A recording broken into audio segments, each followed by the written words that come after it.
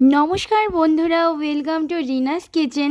আজ আমি আপনাদের সাথে শেয়ার করব ইউনিক একটি রেসিপি, কচুর পাতার একটি দারুণ রেসিপি।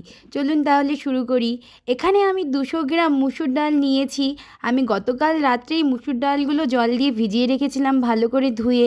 এবার আমি মিক্সারে নিয়ে ভালো করে পেস্ট করে নিলাম। দেখুন, কোনো দানাই এখানে নেই। এবার একটি বড় বোলে আমি ঢেলে নিচ্ছি। এইদিকে আমি গ্যাস মিডিয়াম ফ্লেমে রেখে একটি বড় পাত্রে সামান্য পরিমাণ জল দিয়ে উপরে একটা ফুটো গামলা বসিয়ে দিয়েছি। এইবার মুসুর ডালের পেস্টের মধ্যে আমি দিয়ে দিচ্ছি 3 চামচ পরিমাণে চালের গুঁড়ো।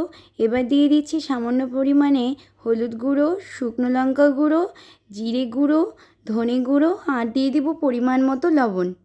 দিয়ে আমি ভালো করে মিক্স করে নেব। আমি ব্যাটারে কোনো রকম জলের ব্যবহার করব না। ডালে যেহেতু অনেকটা পরিমাণেই জল আছে, তাই ডালের সাথেই ভালো মতো গুলে নেব।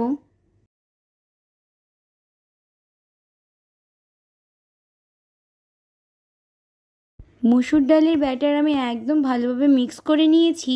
এবার এর মধ্যে আমি হাফ টুকরো লেবুর রস চিপে দিচ্ছি। এবার এখানে আমি বড় সাইজের একটা কচুর পাতা নিয়েছি। এর মধ্যে ব্যাটারটাকে ভালোভাবে ছড়িয়ে দিচ্ছি চারপাশটা।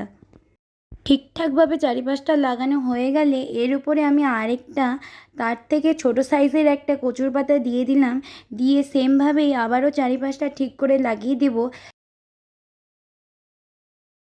আবারও একটা কচু পাতা নিয়ে এবার উল্টে দিয়েছি। উল্টে দিয়ে আবারও ঠিক করে একদম লাগিয়ে নিচ্ছি। ব্যাটার একটু বেশি করেই দিতে হবে, চারিপাশটা ভালোভাবে লেগে যায় তাই জন্য।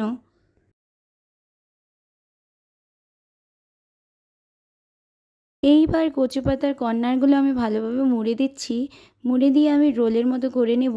রোল রোল করে দেব আর তার উপর দিয়ে আমি ব্যাটার লাগাতে থাকবো। এই প্রসেসেই আপনারা কিন্তু করবেন, তাহলে খেতে অনেকটাই ভালো হয়।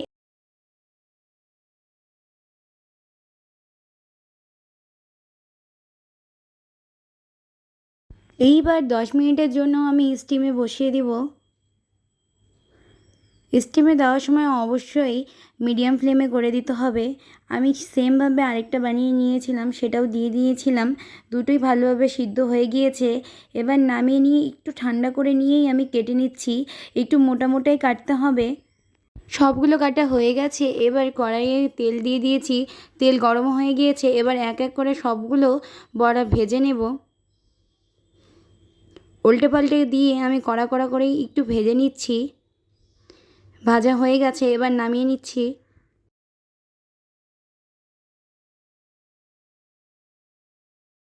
এবার আমি তৈরি করব গ্রেভি।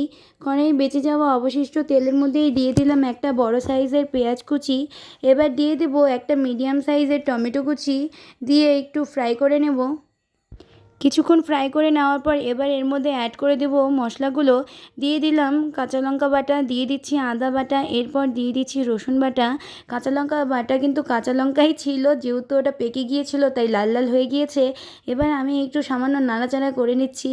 করে নিয়ে এবার এর মধ্যে দিয়ে দিচ্ছি পরিমাণ মতো নুন। এরপর দিয়ে দিচ্ছি পরিমাণ মতো হলুদ গুঁড়ো। তারপর দিয়ে দিচ্ছি ধনে গুঁড়ো, জিরে গুঁড়ো। দিয়ে মশলাগুলো কিছুক্ষণ কষিয়ে নেব। সামান্য জল দিয়ে দিলাম। দিয়ে 2-3 মিনিটের মতো একটু কষিয়ে নেব। নিয়ে তারপর আমি দিয়ে দিচ্ছি ঢেকে। গ্রেভি অনেকটা পরিমাণে কষে গিয়েছে আর তেল ছাড়তেও শুরু করে দিয়েছে। তাই জন্য এখানে আমি একটু বেশি পরিমাণেই জল দিয়ে দিলাম। দিয়ে আবারও কিছুক্ষণের জন্য ঢেকে দিলাম। এবার 2 মিনিটের মতো হয়ে গিয়েছে। এবার ঝোলও ফুটে গেছে, তাই আমি করে রাখা বড়াগুলো দিয়ে দিচ্ছি। 3-4 মিনিটের মতো ঝোল ফুটে যাওয়ার পর তার মধ্যে দিয়ে দিচ্ছি গুঁড়ো গরম মশলা। দিয়ে সামান্য নাড়াচাড়া করে নামিয়ে নিলেই তৈরি হয়ে গেল কচুর পাতার বড়ার গ্রেভি রেসিপি। এই রেসিপি খেতে কিন্তু সত্যিই দুর্দান্ত হয়। একবার অবশ্যই বাড়িতে ট্রাই করবেন। আর ভালো লাগলে অবশ্যই আমার ভিডিওগুলো লাইক, কমেন্ট, শেয়ার এবং সাবস্ক্রাইব করে দেবেন।